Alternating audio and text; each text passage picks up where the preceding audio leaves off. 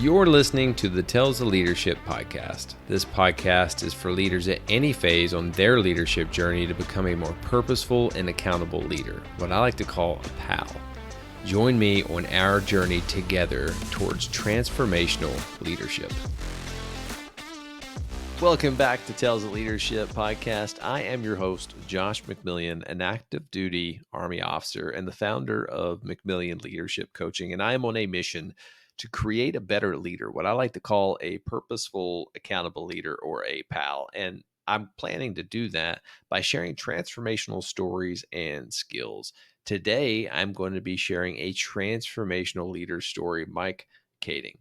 Mike is the CEO of Norhart. Norhart designs, builds, and rents apartments. They are transforming the way apartments are built and managed by incorporating new revolutionizing ways to build, ultimately being able to create a higher quality product at a more cost-effective approach for the user or us, the ones who actually buy it. Mike's parents started this family business, which is truly incredible. But just a few years after Mike joined the business, his father unexpectedly passed away, and he found himself figuring out how to be a leader without having any past experience to do this. And he really goes through this entire episode being able to share those common leadership attributes that he was able to apply to grow this business into a $1 billion organization, which is truly inspiring. Ultimately, Mike was able to turn things around by creating an attractive culture that is unique to the construction industry. And he did that by hiring the right people. Mike's mission is to solve America's housing shortage by transforming the way apartments are built and managed. And in doing so, he's going to improve the quality of life for everyone in America. And I mean this when I say it. Mike is a purposeful, accountable leader. Let's bring him on the show. Mike, welcome to the Tales of Leadership podcast, brother. How are you doing? Doing well. Thanks for having me. I'm excited to be here. Yeah. I always love, and I say it every time, but the opportunity to bring on leaders, especially who have different backgrounds and passions than me, but we all center around the same thing, is leadership and just having a conversation about it. And my wife jokes that I spend more time doing podcasting than I do other things, but it is truly a passion of mine. So I'm excited to have you. And I think a great place to start is just have you define who you are to our listeners is a good framing point. Yeah. So I'm CEO of a company called Norhart. We design, build, and rent apartments, but we're focused really on driving down the cost of housing. We're already achieving about a 20 to 30% reduction. We believe we can achieve a 50% reduction. But imagine what that means. It means someday your rent could be half, or your mortgage payment could be half. And so for me, deep down, I've always wanted to make a meaningful, positive impact in the world in some way. And for me in my life, that's my dream, is to work to solve housing affordability. I love that. And I'm excited for it. And I need you to do that because I'm getting ready to move to the DC area. And the Oh. cost of living there is just absolutely astounding. I would love to kind of start off, and I always ask this question, but it's so interesting to me, of me just being a steward of leadership, of Mm. how do you define leadership and how has that changed kind of over the years for you? Yeah, I think at its core, for me at least, it's about inspiring and equipping people to Mm, live at their full potential. Um, there's a notion which I think a lot about is you want to identify a person's genius and you want to get them in a spot and a role and a place in a culture that can maximize their potential in that genius that they have. But I started out and I really knew nothing about leadership. In fact, I remember in college being invited to talk a little bit about my experience in leadership because I'd done some things prior to that. And I kind of look back and a little bit embarrassed because I had no idea. I was like, well, I just do stuff and people follow and we just kind of make it happen, right? There is so much more to the world of leadership than just doing something. And so it's very much evolved for me throughout the years. I love how you talked about inspire, because to me that is the one word that I believe that a leader does. They inspire people Mm, to do more, dream more, become more. And then you also talked about equipping, because you can't just hire the right person for the team and then not equip them with the tools to be successful. But then you also talked about the whole cycle. You have to hire first the right person, then equip them, and then continue to inspire them along the way. And that's where I think how you define it, the magic begins. yeah. And I love how you start with that hire. One of the most important lessons I've ever learned is that you need to focus on finding the very best people. And when I say best, I literally mean the best. We fly Yeah. people in from other states to come work during the week and fly them home. One of our employees, Steve Jobs, announces the iPhone in 2007. Steve Jobs walks off that stage, and following that presentation is our employee who followed Steve Jobs on that stage. That's the kind of caliber of people you need. And what I've Mm. I've learned is that caliber people, they change things. They make things possible that you Yep. didn't realize could actually happen. And a lot of people think, well, that's expensive. Well, on a per person basis, it is. But what most people fail to understand is that the best people outperform the average by 2 to 5 to 10 times as much. Yeah. So, on a per person basis or per unit produced basis, they're actually the most inexpensive people that you can have on your team. And once we made that change within our company, we went from growing at like 10% per year to doubling in size every year. That's incredible. And kind of brings me to, and I wrote this down, is the why do you want the best people on your team?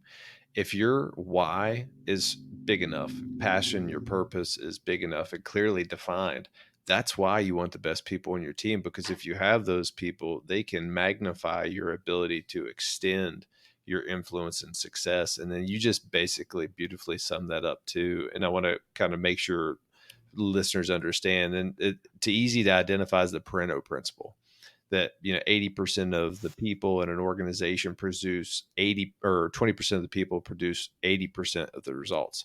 So if you hire that right 20% people already, well, you're going to get 80% of the results. And why just hire normal people that won't be able to achieve those results you need? You got to hire right, train them, and then they're going to get you all of those results. And at the end of the day, it'll just grow your ability to extend your influence in whatever sphere that you're wanting to take on. Absolutely. I could not agree with that more. So I would love to really dig into your leadership journey, Mm. and really where did that begin? Was that breaking off and going to the University of Minnesota? I think you got a BA in computer science. I got a BA in criminal justice, so we took two different paths. Yeah, I got a BS in computer science, Bachelor of Science. But my leadership journey actually started in junior high school. I Wow. was really passionate about special effects. Mm. And we ended up getting a studio. We had blue screens. We created like ships, like a whole like ship in the on the stage. All in junior high, we had no idea what we were doing. We would come and study like visual effects and like 3D animation and stuff the night before, and then the next morning we'd have all these junior high students in with us as we're trying to teach them how to run this effects. It was very enlightening of an experience, but from a managerial or leadership standpoint, I had no experience. I didn't know what I was doing in that regard, but we did some pretty cool stuff, creating some pretty amazing effects that led through going into this school. Kind of moving beyond that, after I think you got your bachelor's in science, you were able to be a part of your family organization, your family Mm, business. Working in that space, what were some of the challenges that you had to go through? yeah. So the business that we run now, it was originally started by my parents, Yeah. and I grew up with it. Right, I lived. We'd build buildings during the summer. I would go to school in the winter, and then went off to college, and I wanted nothing to do with the family business, That's how it right? always is. Yeah, and I didn't want that because I didn't want people to think it was given to me, right? I wanted to make Mm. my own way in the world. But what I realized was that deep down, I really wanted to make some kind of meaningful, positive impact on the world. And so why not take this starting point of it was a small business at the time, small family business, and expand and grow that. And so I got past my own ego in that and realized who cares what people think? If I can make the impact, that's what I want to do. And I think there's a lesson in there, which is as great leaders is don't have an ego, right? Be very open to feedback, insight, and hearing what others have to say, which I could dive more into. But then after I jumped in the business, my parents or my dad unexpectedly passed away. Yeah. And overnight, here I am running the small business. And at the time, we were building up an apartment building, and the city then shut us down. It shut me down twice, actually. And they looked at me and said, dude, you're some pipsqueak kid. You don't know what you're doing. You're in over your head. You need to hire real management, right? So we raced to find someone. That was a bit of a disaster. But toward the end of that project, a few weeks before we were supposed to open, there was a water main that was 15 feet in the ground, thousands of feet long, where we had a pinhole leak somewhere in that water main. Wow. And I was out there in my nice clothes, in the mud, digging around, helping find this leak. We eventually found it. And then just a few days before opening, the city staff came in and said, Mike, there's no way. You guys aren't opening this building. And we ended up working through the night, multiple nights. And then the last day, about half a dozen inspectors, half-day inspection. They looked at every nook and cranny of that building. And at the end, the head building official pulled me aside and said, Mike, I know we were hard on you, but this is the best project that we've opened in the city. And it's like that moment, for me at least, was the first moment of like, I maybe can actually do this, right? Gaining a little bit of confidence in myself that we can actually do what we're setting out to accomplish. That was your moment of where you kind of broke through that imposter syndrome of who am Yeah. I as this young kid to lead my father's business? And I can only imagine, how tough that would be to lose your father, kind of like I always call accountability tree, someone who's Mm. deeply rooted that you can lean on, that it provides shade, but also kind of pushes you to be more, do more, become more.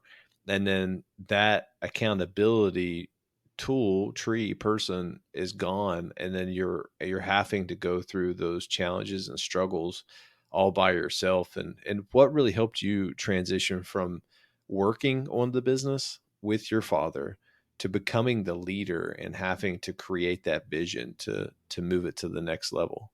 I think for me, the fact that like all of my life I've wanted to make a meaningful positive impact has really driven me. So even before my dad passed away, I started thinking a lot about this and how could we have that kind of impact. And so I don't know if there was a magical moment, but there was one magical moment. I'll share this story. I remember sitting down with a leader much more experienced than me at the time, and he sat with me across the table at lunch, and I was so thankful he was willing to take time to talk to me. And he asked me a simple question. He said, "Dude, Mike, what is your mission?" At least the way he defined mission.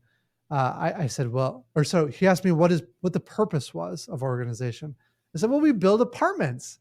It's like, Mike, no, that's not your purpose. It's like, Hmm. what are you talking about? It's like, that's your mission. That's what you do. We can talk about that in a bit. But before you even get there, we need to know your purpose or your why. It's like, I don't have a why. I don't know what that looks like. Right. So that really made me start to think, okay, what is that why for us? And it takes time to deeply understand that. But eventually Hmm. we came to the understanding it's about solving housing affordability and creating a better way for people to live. That's a great point. Because with me, I had to start with my why of going Mhm. through this whole leadership journey. Why am I going to spend time away from my family when I already work super crazy hours in the Yeah. military? And it took me a while to bound that down. And I'll be honest with you, it took me about 2 years to really narrow it down and find the pain points in my life that I could turn into purpose and passion. But how did you work through that and bound down your why to galvanize your mission that you're on right now? Because that I truly believe that that is like one of the most critical things, especially in strategic level leadership or being casting a vision, is that you have to get your why right, because that is the genesis of where everything starts. And if that is off kilter, the mission statement is off kilter, well, then everyone's going to be working down the wrong path, if that makes sense. Exactly. I could not agree with you more on that. And what's interesting is it's not only about defining the why, right, which I think is critical, but it's a why that you truly believe in, that it's like in your core. Because unless you deeply have the mindset of that why really ingrained to your depth, others notice. And you'll never create the kind of culture you want unless it's at your core. And so part of the journey is your own transformation, right? Because you need to understand what that it looks like. But I think a key part of it for me at least was being comfortable in being uncomfortable and realizing Mm, that there's this tension I here. love I've that. got to figure it out and bouncing ideas off of others. I remember when, as we were trying to figure out that why, like I would talk to people, I would be on podcasts, I would be in different kinds of scenarios, and I'd be testing things out and seeing what resonated. Is this actually connecting? Is this actually solving a worldwide problem? And I went through a ton of stuff trying to figure out what that looks like for us. But it takes time, but once I finally started to get it, it's like when I started talking about solving housing affordability, you could see the lights like Yeah. open up in people's eyes and like, dude, you're onto something. You're gonna change my world if you can solve that problem. And that's when it really started to resonate with me. Yeah, I think until you find your why, the best analogy that I always like to think of is that you're in a dark room, Yeah. and until you're able to find your why, which is that light switch, you really are just operating kind of with a flashlight. You can't see everything, but the moment that you find your why, it's so bright that anyone that you're around, it just becomes infectious, that you learn. And I always go back to a rule that I read about and I heard from a good friend of mine, Jerry St. Pierre. He's a chaplain in the Air Force, and he talks about the rule of three H's: head, heart, hand alignment. And Mm, it's a cycle that I've seen through anything. You can apply it to almost any area. It doesn't matter what your profession is, but it all starts with the head. We have to be able to see it, we have to be able to know where we're going. And then once we have that, we have to create the heart alignment, emotional mm, invested. You have to be emotionally invested to that. And then once you can see it and once you feel it and you have that burning desire to go do it, you have to put your hands into it. And then once you do it, you start it, now you have accountability or buy in. And that just needs to be replicated with everyone within your organization. And I think the why is getting the head in the game. But the why is also so deeply passionate that you have that emotional connection. And I think with you being a family business, having your father pass away, you knew, and I already kind of see a theme here, is that you had some areas that you knew you weren't an expert in, and mm.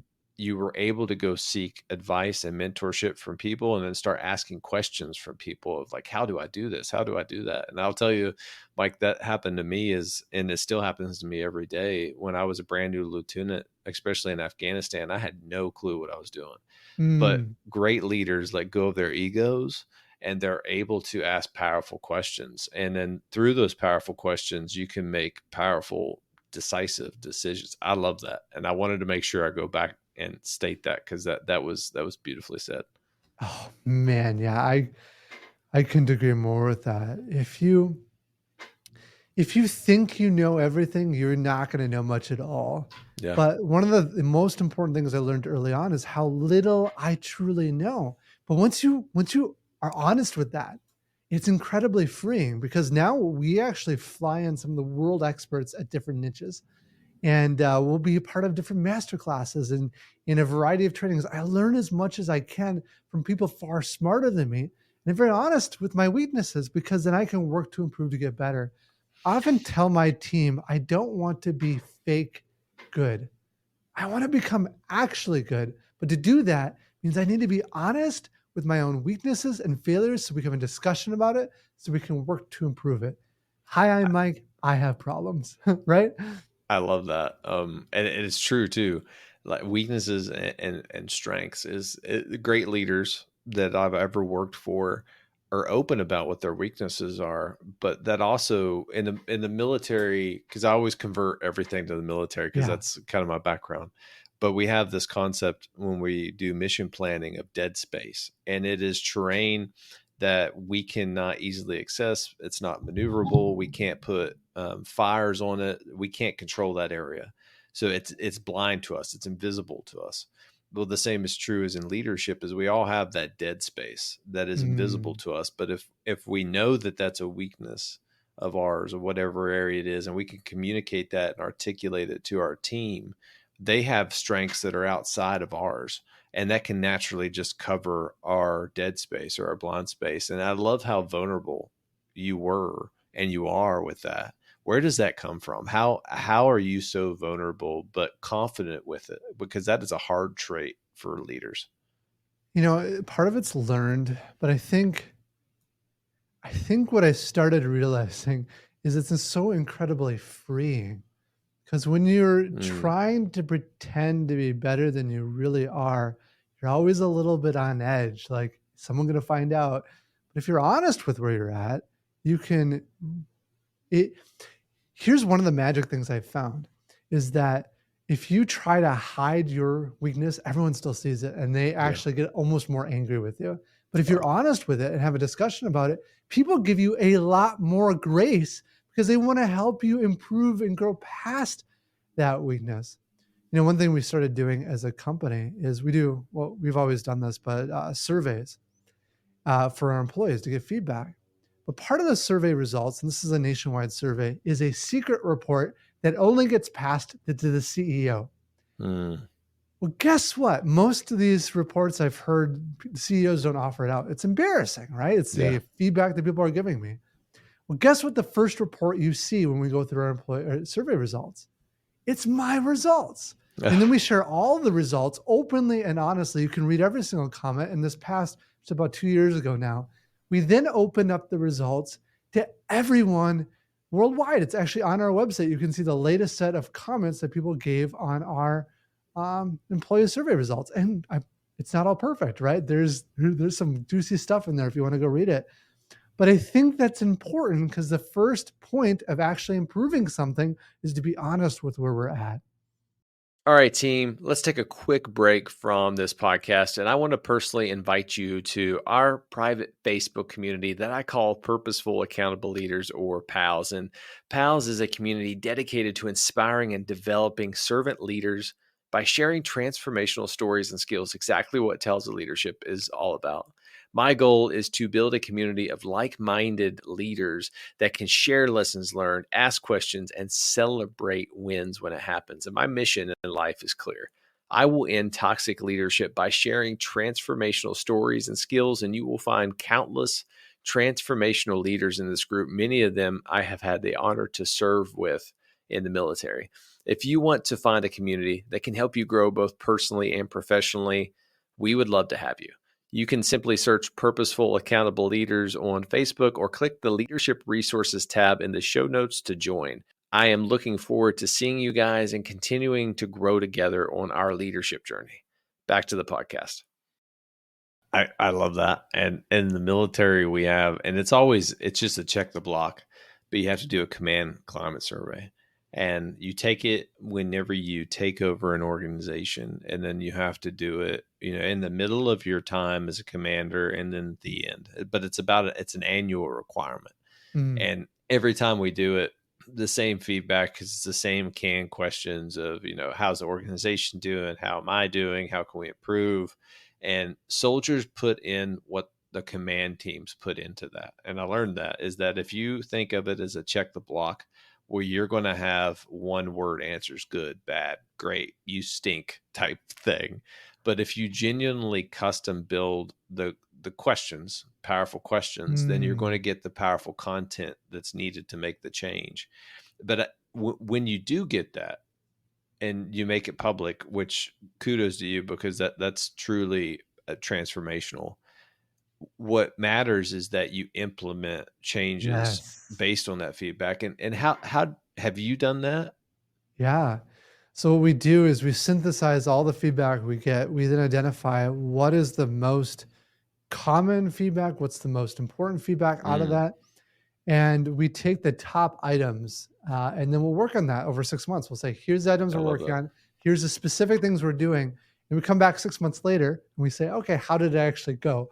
Right. Because then you get to fill the survey out again. So that's at the leadership team level. But even within all the teams, what we do is they sit down, they review the results that they had. And I'll join a lot of those meetings. But then the manager, I model it first, but then each manager then takes and says, okay, here was my feedback. Here's how our team's doing. And the very best managers take that very seriously. And then they work as a team to figure out, okay, what steps can we change as a group to make the experience better for us all? You said something critical there that um, kind of want to make sure everyone understands modeling, and Mm, it starts with you, the leader. yeah. There's a rule that I've kind of learned, the rule of mirrors, that within an organization, individuals on your team will replicate the words that you say and the deeds that you do, your deeds and your words. So if you take it serious and you start implementing changes, well, then your subordinate leaders directly under you are going to take it serious. They're going to identify the areas that they need to grow in, and they're going to make those changes. And then the leaders below them will see it. And then because culture starts at the top of Yeah. how the leader views and does things. And if they don't take it as a priority or the check the blocks, like, yeah, I know I need to do these things, but I really want to delegate that to you. Well, there's certain things a leader can't delegate. And I love how you take the feedback, you own it, but from a vulnerable standpoint, which is hard, letting go of your ego, but purposely, I think it's being courageous. And then you inspire how you define leadership for other people in your organization to continue. And it's all working on your mission of trying to improve Mhm. housing. I love it. I get excited when I talk to leaders that are doing amazing jobs. And when you think about it, if all I'm here on earth to do that I really want to solve for is solving for housing affordability, then ego and all this the people stuff, all that, like, you can put ego aside because I'm here just to solve housing affordability. And my ego Yeah. is getting in the way of doing that. It needs to go aside, Yeah. right? So I would love, before we kind of get to where you are right now, what are some of the leadership lessons that you've taken from your past that you're kind of applying now within your leadership journey? I think one of the interesting things as we've gotten bigger that I've really started to take to heart to understand is that the little things you do actually have a ripple effect in the organization. And this is where I kind Mm, of go back to it starts with your mindset because your mindset dictates the behaviors in your life that you don't even realize you're doing, but others are reading. To give an example of that, one of the things that we're working on right now is to improve something called batch complete. But the number wasn't really getting any better, and we were having some issues within that. But then I had kind of a someone had a good conversation with me and said, Mike, you know what? Why that number is not getting better is you don't really care about it, do you? I'm like, what do you mean? And I do mm, care about it. Are you are you touring the plants looking at that specific thing? Are you having dialogue with people with that thing? Like, are you engaging people at the level of passion that you do with other things for that particular line item? And I look at them and say, I am not. Right. And like I had to do the deep work internally, like I need to care about this number more deeply so that people see it and feel it through my little actions that go out from there. So that's been one of my bigger lessons recently. and another area that I see from Norhart, your company, is really striving to, one of the key words I saw is revolutionizing, taking Mm. innovative ways from other industries and kind of applying that to your mission set.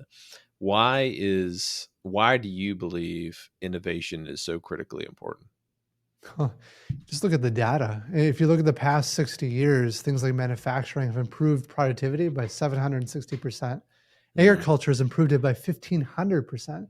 The world of construction has done virtually nothing at 10%. Wow. Well, if we can just apply the lessons from these other industries into our own, we can have a radical improvement. And the reality in the world of construction is it tends to be a rough and tumble, kind of challenging environment. Cultures aren't always great. I've heard so many horror stories, but also what happens in that space is that people are like, dude, my granddad has done it this way, my dad has done it this way, by golly, I am doing it this way as well. And so there's not a spirit of innovation and change.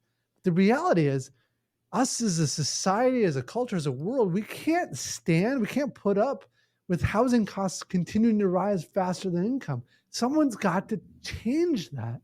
And so we're just hiring and finding people that are willing to make those changes. They're scary, they're painful, they're difficult. We got lots of scars to prove it, but you need that level of change to have the kind of impact that we're hoping to have. And at the foundation, it's about innovation. Innovation kind of allows you to weather, I believe, storms. And you said Mm, something, and I just recently completed training through the Army. It's called RBLT training, resiliency based leadership program training. And one of those modules talked about status quo. And I remember reading a book, and I can't remember what it was. I believe it was The Innovator's Dilemma, of where they're mm, going through why are these major companies that a Hewlett Packard, for example, that were just so disruptive in their time, dying. And why do companies make it to the S&P, 500 and then get replaced within, 10, 15 years and increasingly getting replaced? Before, I believe this, and don't quote me on this, this is probably off, but I think the normal time of a company being in the S&P was probably like 30 years. They were there for a while. But I remember in that book saying, it's not going to be uncommon to have a company in for 5 years and getting replaced. And it comes down to being able to adapt. And what a beautiful time to talk about this with mm. AI blowing up everywhere. Innovative principles or disruptive technology and trends, and applying that to your work position. And if you don't do that and you just continue to go with the status quo, is like, well, this has always made us successful. At some point, it doesn't matter how big your company is, status quo thinking will kill your company unless you have a new disruptive technology. And it's true in warfare. If we go into battle, and if you think about this, like how we've always done things, look at what's happening to Russia and Ukraine right now. How is Oh, that playing yeah. out for Russia? Not very well. And how's it playing out for Ukraine? They're embracing those type of technological advances, and that's just one extreme example, but it's true in any profession that you find yourself. So I love that innovation. I don't know. Have you ever read the book Innovator's Dilemma? I think I have. It's been a long time if I have, but I think I have. Yeah. Another area that before we kind of get to where you're at right now, is investing in people. I know that that is so Mm. critically important to you. How do you invest in people? What is your secret? I think the first thing is creating the right culture, Mm, um, is critical. In fact, I was sitting down with a team the other day, and we can do training and support and all that stuff, but really to build a person up, the best thing you can do is build the right people around them. Because we were this team was struggling because they're dealing with a variety of problems. They're taking on a new process. It's painful, and the guy said, "Dude, Mike, these problems are this is gnarly. This is tough. It's tough coming into work for these problems. But honestly, I would never leave this company. And do you know why? Well, why? He pointed to all of his team members and said, yeah, I have love it. never worked with a group of people of this caliber in this industry before, and I love working with them, right? It's that kind of energy. And so if you can pour into people the mental energy, the spirit, the positivity, the encouragement that they need to be effective in a really amazing, incredible group, there's a lot of power in that.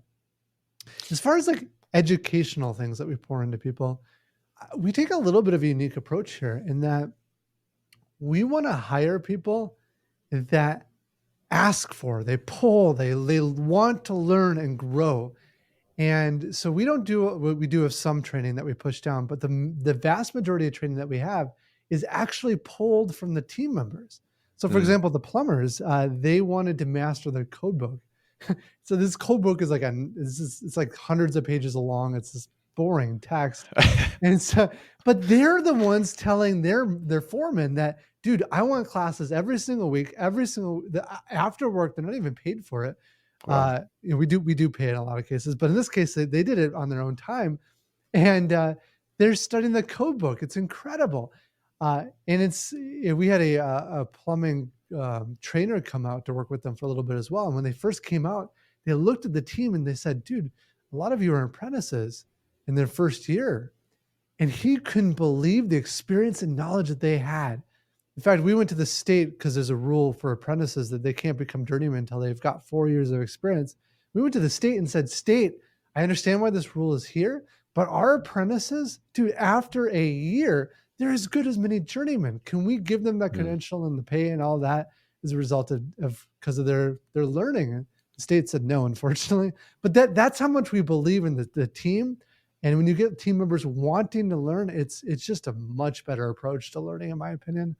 So I kind of summarized that to three key points that I've kind of heard throughout, Mm, and it's beautiful because I never thought of that this way. Is that in order to invest in people, it starts with inspiring. You have to inspire, and that's how we interact with people. That's how we communicate, both orally and writtenly, and how we have just normal conversations with people, having conversations that are outside of the normal professional realm, just being authentic, and then modeling as the mm, leader, being able to model the principles, the core values of investing in people, because then it becomes almost the rule of magnetism. It just grows.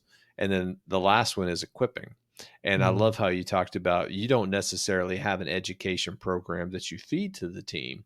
You hired the right people, but you give them the latitude to chase those types of qualifications that they need. So you're equipping the right people. So you inspire, model the way, and you equip them. And I think from what I'm hearing is that you allow individuals within your team to fail, which is okay. And I think Yeah. fail is a dirty word. I like to use the word learn, because Mhm. when you learn, well, now you can improve every single time, and incrementally we can continue to grow.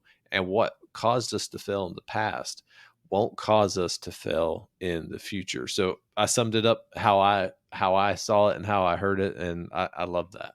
Yeah, that's so good. I love you touched on failure too. There's something in our human psyche that as we get older, we start to think that, well, we can't when we start something new, we should be good at it, right? Yeah. But the reality is anytime we start something new, we're terrible at it. And Yeah. that's okay. That's human nature, right? We're born that way. We can't walk, we can't talk, we can't add, we can't do hardly anything.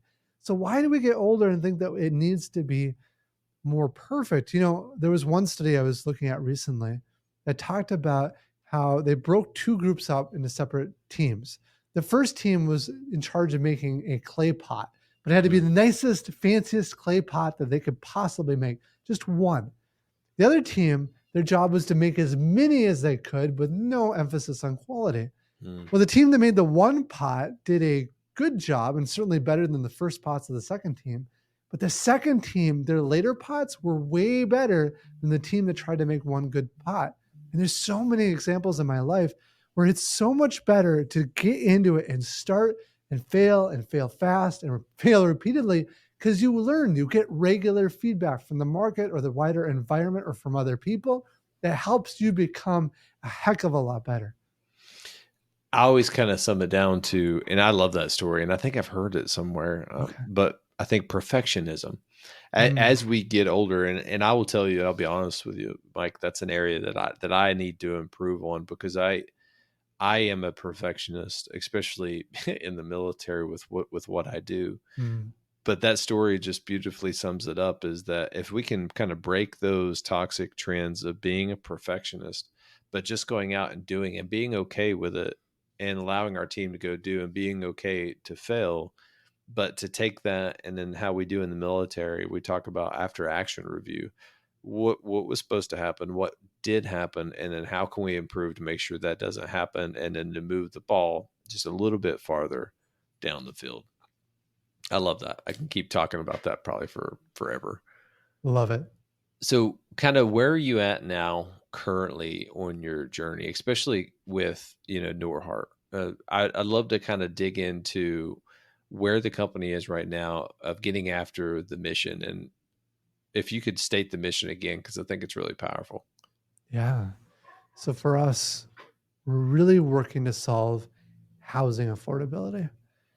And today we're already about 20 to 30% less. I believe we can actually hit a 50% reduction in costs. Imagine what that means. That means someday your rent or mortgage payment could be half. And it has been a wild ride in getting there because so many things have to change as a result. Today, we're about a $200 million company producing about 500 units per year. And we've been doubling in size more or less every year. Wow. Our dream over the next 10 years is to reach 192,000 units with a 60,000 unit per year pace. But at that point, we're starting to produce so many units into the marketplace in the United States that we can start having a meaningful impact on supply and demand to start driving down the price, not just for our own residents, but for everyone nationwide.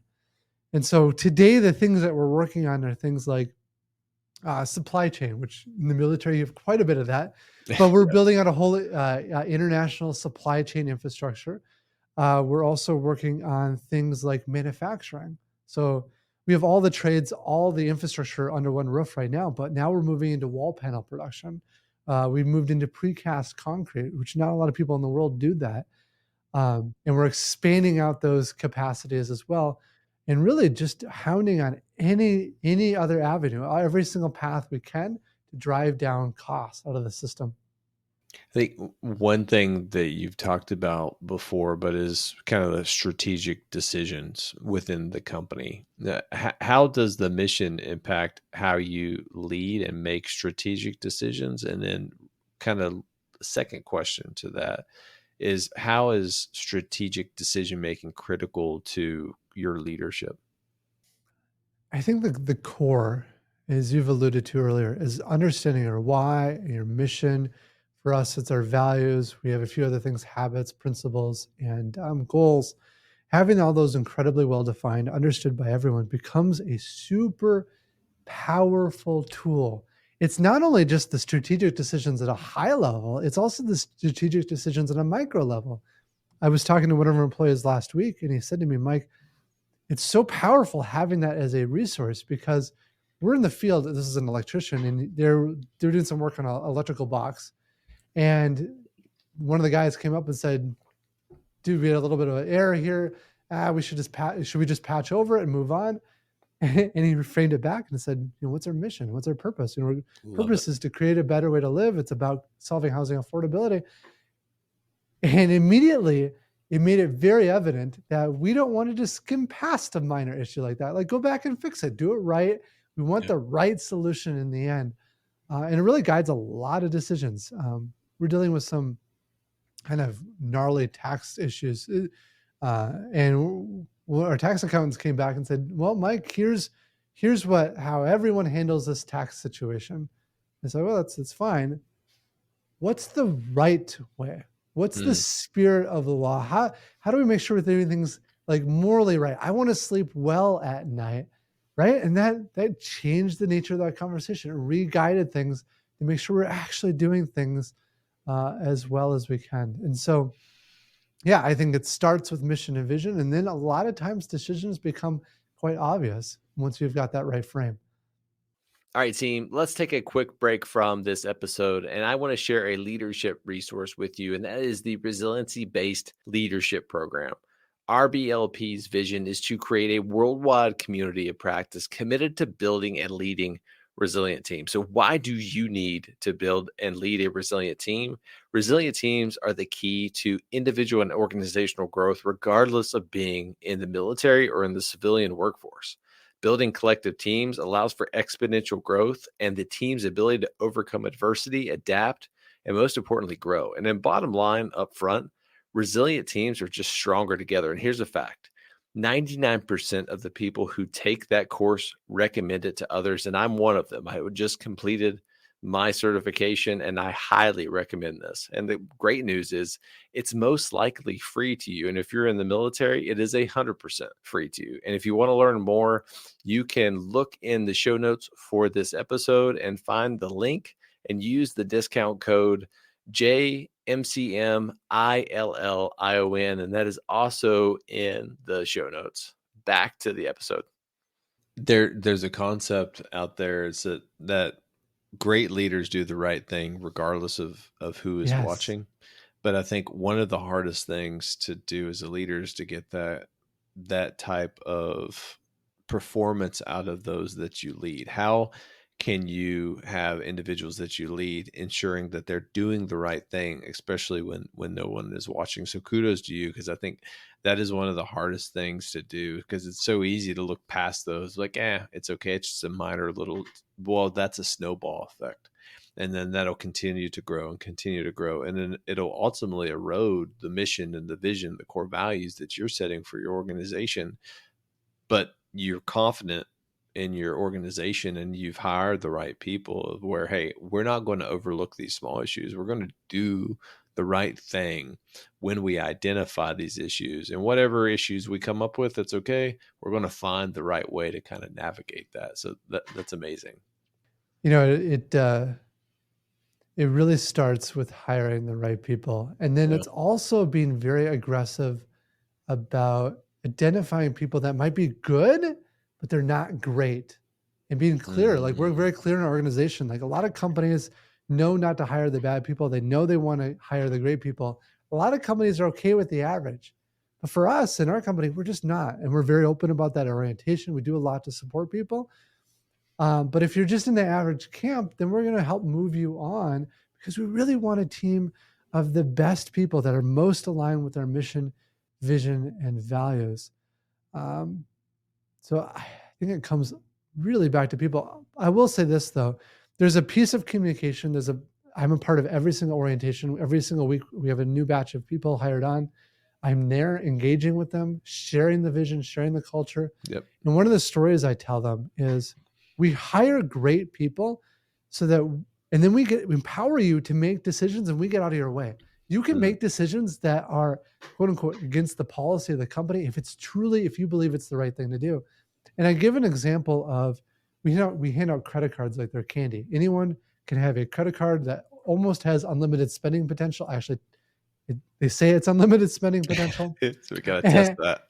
Yeah, I haven't actually tested it, but that's what they say. And I say, imagine for a moment that's a really hot, awful week. And I came down and me, the CEO, said, dude, you and your team now have to shovel hot, heavy rocks and it's 90 plus degrees. And you're like, dude, this is awful. This is not what I signed up for. Maybe you're swearing up my name underneath your breath. And then come Wednesday, your shovel breaks. You're like, oh man, this is terrible. Well, luckily you have a company credit card. So you go to the local hardware store, you get to the shovel aisle, you find the shovel 6000, the one that can actually handle rocks. You then get to the checkout line, but that's when you see it, the ice cold bottle of Coca-Cola. And you think to yourself, dude, Mike's an idiot. This place is crazy. I've earned this. This week is hot. I deserve the Coca-Cola. And so you take that Coca-Cola and you put it on the company credit card. That's scenario one. Scenario number two, same hot awful week. You get to this, your shovel breaks, you get to the store, you see it in the aisle. But now you think to yourself, my team has been struggling. My Mm, team has been dealing with this hot awful week. My team could use a pick me up. And so you buy the Coca-Cola on the company credit card for your team. See, the thing is, I don't want the first person, but I love and adore the second person. And this is why I can't create enough rules and procedures and policies. I need to hire people who have the right heart and energy because I care far more about where your heart is at than almost anything else. I think that's a core of a servant leader, and any Mm. great leader is. I think you're really creating a organization that is producing great leaders, a pipeline. Oh, And I have 6 phases of how I see leadership. with the fifth phase of leadership is shaping leaders and creating an ability within the organization to produce other leaders, because as your company grows, you're going to have that ability to produce and replicate other leaders, because naturally it's just going to grow and grow and grow. The responsibilities are going to grow. But another thing that I love that you said, allow your team to make decisions within the left Mm, and right boundary, and then do. And it comes down to the military. There's two concepts. The first one is that it's preached all the time, mission command. And mission command essentially means that we give a clear task and purpose with a left and right boundary and an end state. I want you to go to do it. How you get to that end state, as long as it's within the scope of what I've told you, I don't care how you do it. But there's another concept that I heard from General Milley when I was at a force comp competition, and he talked about discipline disobedience.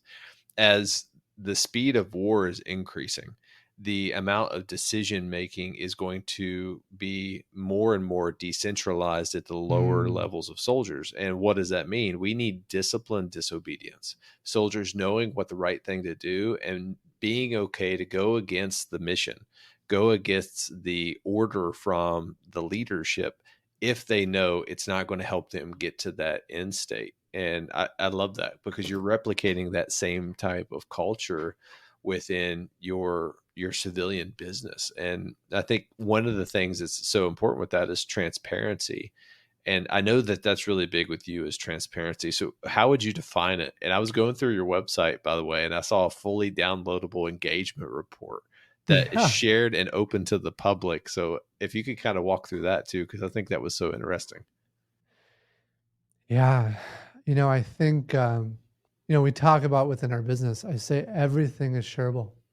There might be some very nuanced small cases that it just is right by the employee not to share something, but it almost never comes up. Everything is shareable within an organization. Yeah, I look at cases like Theranos and Elizabeth Holmes, and I think part of the reason they failed was because they were so segmented. People can talk to the other person and Mm, have the proper dialogue. I think that's completely wrong. We need to have open, honest dialogue across the board. We need to give each other feedback. I tell people it's, be good about receiving tough feedback. But I think what's even harder than receiving tough feedback is giving it. I see mm, so many cases where people are like just hesitant to share that because they're afraid it might look badly, or people might get feelings get hurt.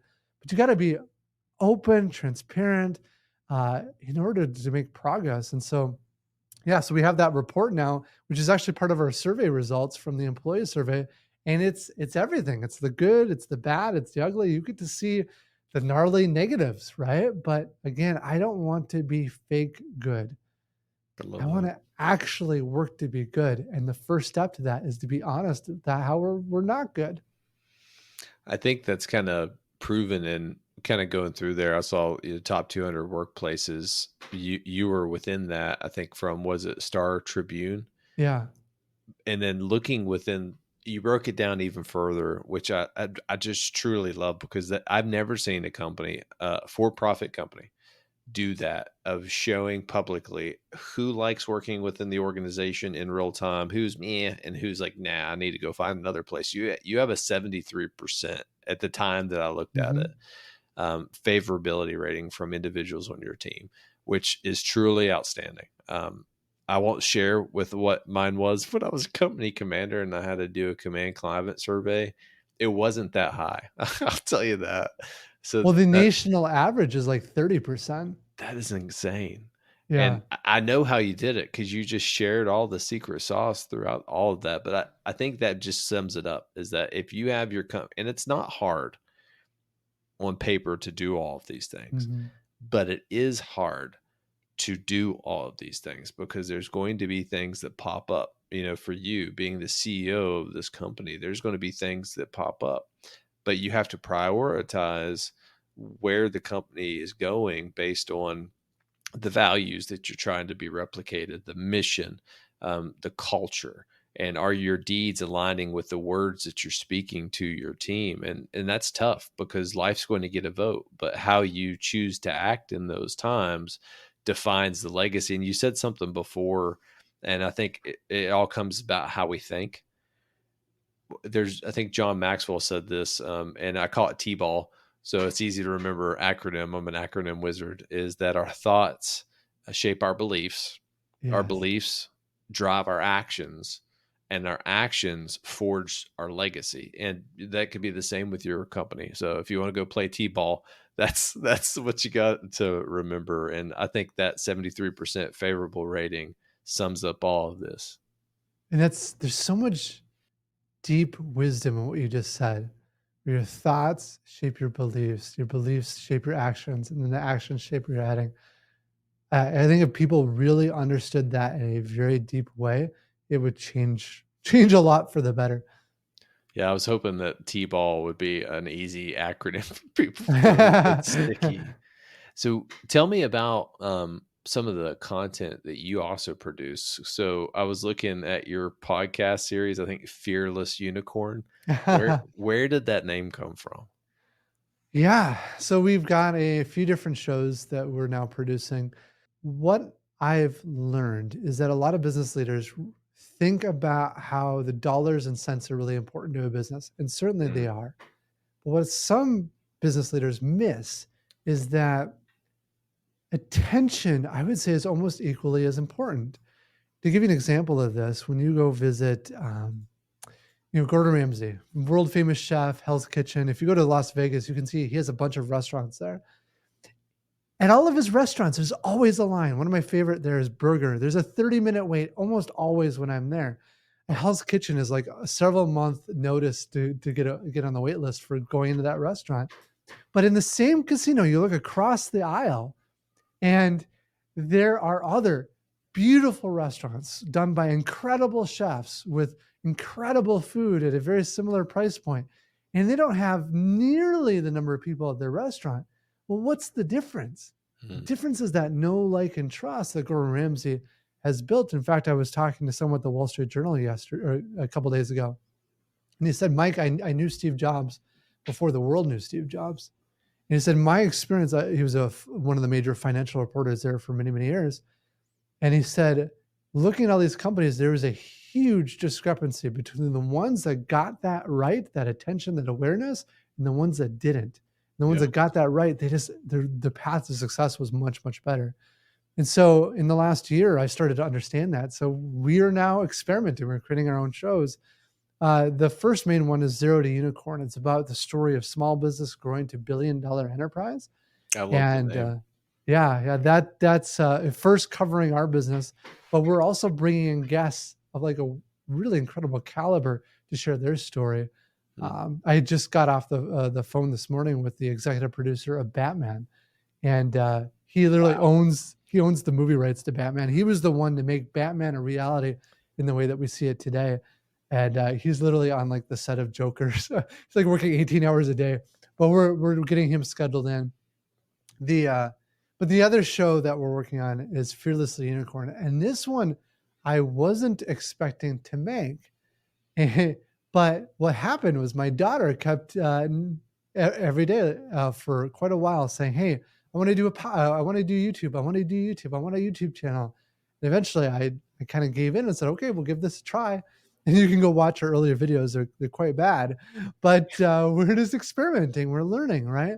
And that's been a really kind of fun journey. And the surprising benefit of that has been this incredible, like, opportunity for my daughter and I to work on a project together that is kind Yeah. of our thing. And it's been just a ton of fun. I think it shows a little bit in the videos, just the fun we have. And so it's a way to share off my more personal life, and gain attention that way as well. It's been fun.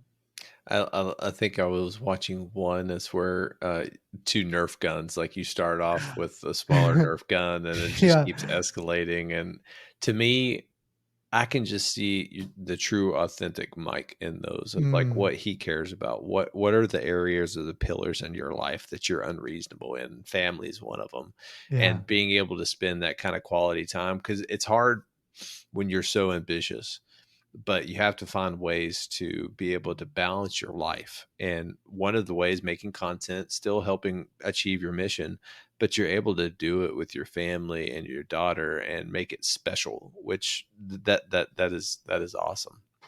Oh, it is so much fun. I love those moments, especially if you can find things in life where like you're accomplishing multiple things at once. It's just incredible. But it's I don't know. My daughters are amazing. It's just so much fun getting to come home and see them every night. It's amazing. So one of the last questions that I want to ask him, because I always think it's interesting for like for-profit companies and how you have such an amazing mission that's trying to lower the cost. But how do you balance the need of renters' needs for the company's need to make a profit? So one nice thing is that really it's my wife and myself are the primary owners. My mom has some stake in the older properties. My brother has a little bit of a stake. But because of that, I don't have investors that I have to maximize profits for. Mm, And we are actually allowing investors to get involved now, but we tell people what their interest rate, their rate of return is going to be as part of their investment. So they're not, we can give really stable returns as a result of that. But I also don't necessarily want the investors who want unicorn billions of dollars, right? I think that just gets us off of our mission. yep. Um, so that has been really valuable. But the way I really think about it is like this. If you go on our website right now, our rents, they're at market rate. They're no different than where everyone else's rent is. You may look at me and say, Mike, you've been talking all this time about housing affordability. Like, what the bleep? Seriously, right? Good question. Thanks for asking. The way I look at it is like this. Elon Musk talks about how it's hard to produce a car, but it is 10 Mm, to 100 to 1,000 times harder to produce the system that builds that car. And so, what we're doing is we're taking those profits and pouring it into building the system that builds the housing that we see today. And that's where I see a lot of real estate people get it wrong. They're in it to line their own pockets. They're in it to sit on that private beach where they're not doing work for the rest of their lives. I think that's just a mistake. You want to take the profits and build the system.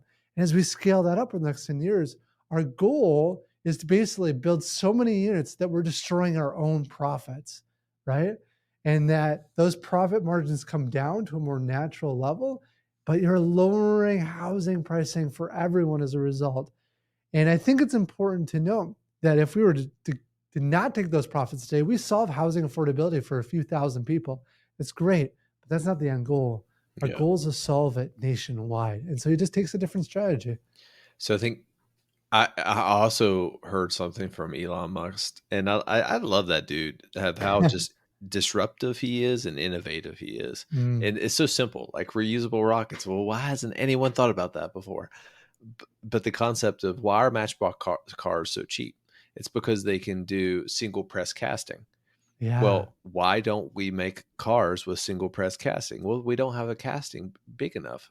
Well, why don't we find someone who can do that? And I can't remember the name of the company, but they're from Italy right now that Hmm. Tesla's working with to create this whole car casting. Because what is a car? It's a system of systems. The systems is what costs so long, takes so much time that we need all these machines to produce and replicate. What about if we have one system that makes all of it in a blink of an eye? Well, then the cost of manufacturing goes significantly down, and then that cost savings gets to the consumer. But then it kind of goes back to inside out thinking, mission, process, outcome. Most companies are focused on outcome processes and the mission. You need to be focused on the mission, having that laser focused, and then the process to achieve that mission. And don't even be focused on the outcome. You need to have KPIs along the way. But if you're focused on the outcome, your heart's in the wrong place. Like how Yes. you just talked about, chasing being on the beach. So I love that, Mike. That's inspiring. I love it. It's time for our final show segment that I like to call the Killer Bees. These are the same 4 questions that I ask every guest on the Tales of Leadership podcast. Be brief, be brilliant, be present, and be gone. Question 1. What do you believe separates a good leader from an extraordinary leader? I think it's where their heart is at. Is their heart really in it to solve a meaningful problem that's greater than themselves, or are they in it just for themselves? Mhm. And I think if you get that heart state right, that's the first and foremost thing for me. So, what is one resource that you can recommend for our listeners? Yeah, one book that changed my life is No Rules Rules by Reed Hastings. I've It never heard is that. incredible. Yeah, it talks about the importance of hiring the best and talks a lot about culture. It's really valuable to me. All right. So, the third question, if you could go back in time and give your younger self a piece of advice, what would it be? Be okay with not being perfect, right? Mm, Understand that you're going to be terrible at what you do initially. That is okay. That's part of the journey. That's part of the process. I think my journey would have been a lot less painful had I understood that's just part of the game. mm. That is one theme that I continue to see throughout this, especially with very successful leaders, is Mm, that perfectionism trap. So the final question, how can our listeners find you? And then more importantly, how can they add value to your mission? mm. So you can visit us by visiting norhart.com. That's norhart.com. In really two ways right now. One is we have that new investment platform opened up. By the time this podcast launches, it's going to be out there. And then the second is the content. Like we're trying to work to build that know, like, and trust. So if you have interest in Zero to Unicorn, or maybe some of the Fearless Unicorn, or the crazy new thing that we haven't even come up with yet, we'd love for you to be a listener and a viewer of some of that content. Mike, it's been an honor and a privilege to have a conversation with you, talking about leadership and going through your journey of where you are right now. I say this as a pal, purposeful, accountable leaders. You are a purposeful, Mm. accountable leader, and thank you for all that you do and continue to do. Well, thank you so much for having me. This was a lot of fun. Yeah. Have a great day. All right, team, it's time for our after action review. What an amazing episode with Mike. But what are the top three takeaways you should have? The first one that I wrote down, and I'm not going to lie, I have several pages of notes, is vulnerability. Vulnerability is one of the hardest things as a leader to achieve, and then also have that replicated within the organization. But one of the reasons I believe Mike is so successful is that his authentic ability to be vulnerable, and it was shared throughout his journey, especially starting off taking over his business after his father passed away unexpectedly. He had to move to people with influence, ask powerful questions, and find ways without that experience to move the company forward. And it starts with being vulnerable. And I'll tell you that being vulnerable is freeing because you can be your true, authentic self.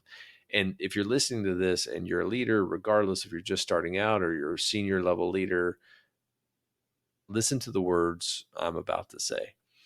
If you do not know something, do not pretend that you know it because people will see through that and that will only erode your position as a leader. If you don't know something, it's okay. Say you don't know it and ask the right question because I guarantee you someone on your team has the answer. The next key takeaway is really just kind of how he adds value to his team, modeling the way. Leaders model the way, leaders equip, and leaders inspire.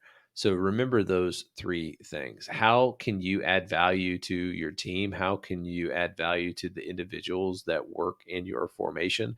It's really easy. Model the way. Be that barometer, that azimuth for your organization of this is what you do and this is the words that go behind it. Deeds and words, when they're aligned, you can have truly powerful momentum. Second is equipping. You don't have to have necessarily an education program for your company and individuals. You just need to give them the latitude to go out and seek professional education and give them the time and the resources to do it. And how he shared some of his plumbers going through this professional certification program to make them better plumbers. That's the people you want on your team, the people that are hungry for that knowledge and giving them the latitude, the time, and the resources to go out and equip themselves. That is the most important thing because they are going to be accountable if they're going to be doing it on their own. And then finally, inspiring. And that just comes down at the end of the day of what a leader does. And I think it's the quote by John Quincy Adams: you know you're a leader when you can have your team do more, say more, and become more. Don't quote me on that. It's probably not 100% accurate, but that's what a leader does. At the core of all of this, at the core of who I am, the core of what I'm trying to teach is to inspire. A leader inspires, and you have to inspire. So modeling the way, equipping, and inspiring. And the last thing that I wrote down is transparency. Transparency is probably one of the most overused words throughout leadership, but it's true. And I call it leading with windows. It's a two-way street. Your team's on the other side and you're on the other side. And leading with windows means that there's some information that you should not share with your team. It should be held at a strategic level, and that's okay. But most of all that information does need to be shared with your team. And this is really where Mike summed it up beautifully. If there's a problem within the organization and you cannot communicate it or you cannot hear it, then that's an issue, because that type of transparency is what moves an organization from being great to extraordinary. It's what creates a problem making organization to a problem solving organization. And it starts by being transparent and calling out problems. And if you're unable to call out a problem, it's not being a bad teammate when you call someone out. You have to do it professionally. If you ever read the book Kim Scott, Radical Candor, there's a way to do that. You need to do it professionally and make sure it's not a personal attack. But unless you can call out the issue and be transparent, and it's a two-way street, you calling someone else out or they calling you out, you're never going to be able to improve. Hey guys, if you like what you're hearing, do me a favor. Make sure you subscribe. Make sure you share this podcast. Make sure you write a review. You can go to McMillionLeadershipCoaching.com, find one of the blog articles that I've wrote. You can go on any of my social media platforms. Give me feedback. Let me know how I'm doing. But also make sure that if you like what you're hearing, support this podcast. I do all of this for free because I'm trying to add value to you guys and make sure you're equipped to take on any challenges that you have in life. As always, I'm your host, Josh McMillion, saying every day is a gift. Don't waste yours. I'll see you next time.